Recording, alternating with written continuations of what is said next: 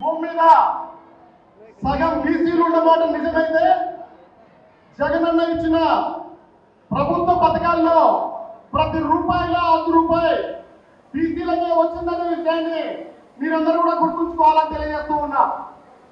ఇప్పటి వరకు ఈ ప్రభుత్వం వచ్చిన తర్వాత ఒక్కటంటే ఒక్క పెన్షన్ కూడా కొత్తగా ఇచ్చింది లేదని కూడా మీకు తెలియజేస్తూ ఉన్నా. ఎక్కడో పొరపాటు జరిగింది. నా బీసీ, నా ఎస్సీ, నా ఎస్టీ, నా మైనారిటీ అని చెప్పిన జగనన్నకి ద్రోహం జరిగింది. ఇప్పటికే ప్రజలందరూ కూడా గుర్తించారు. ఖచ్చితంగా 2029లో ఎక్కడ పొరపాటు జరిగిందో, ఎక్కడ తప్పు జరిగిందో అవన్నీ కూడా మనం సరిదిద్దుకోవాల్సిన అవసరం ఉందని మీకు అందరికీ తెలియజేస్తున్నా. జరుగుతున్న అన్యాయాన్ని ప్రశ్నించకపోతే ప్రతిపక్షంలో మనం ఉండి వృధా అవుతుందని తెలియజేస్తున్నా. నాయకులు కూటమి ప్రభుత్వాల్లో జరుగుతున్న అన్యాయాన్ని, అక్రమాల్ని ప్రశ్నించలేకపోతే పత్రికలు కూడా ఉండి దండగా తెలియజేస్తూ ఉన్నా. ప్రజలు చైతన్యవంతులు కాకపోతే ప్రజాస్వామ్యానికి మనుగడ లేదని కూడా తెలియజేస్తున్నా. ఇంకొక మాట చెప్పదలుచుకున్నా. ఆంధ్రప్రదేశ్ రాష్ట్రంలో ఎక్కడ ఏ గ్రామంలో బెల్ట్ షాపు లేదో చెప్పగలిగే వాళ్ళు ఎవరైనా ఉన్నారని నేను అడుగుతున్నా.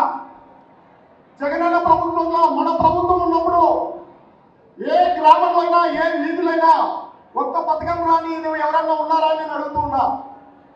ప్రతి వీధికి, ప్రతి గ్రామానికి పథకాలు నేరుగా పంపించిన జగనన్నని మనం ఏం చేశామనే విషయాన్ని కూడా మీరు అందరూ గుర్తుపెట్టుకోవాలని తెలియజేస్తున్నాం. ఈ బీసీ కలం ఖచ్చితంగా ఇది ఉధృతమై మళ్ళీ ప్రభుత్వాన్ని పెద్ద ఎత్తున మెజార్టీ తీసుకురావడానికి ప్రయత్నం చేయాలని తెలియజేస్తున్నాం. ఏలూరు సభలో జగనన్న బీసీ గట్టిని పెట్టి మెజారిటీ పదవుల్లోనూ ఆయన మనకి రక్షణ కల్పించాడు. మనం చూసాం ఈ ప్రాంతంలో ఎంత మేలు జరిగిందనేది.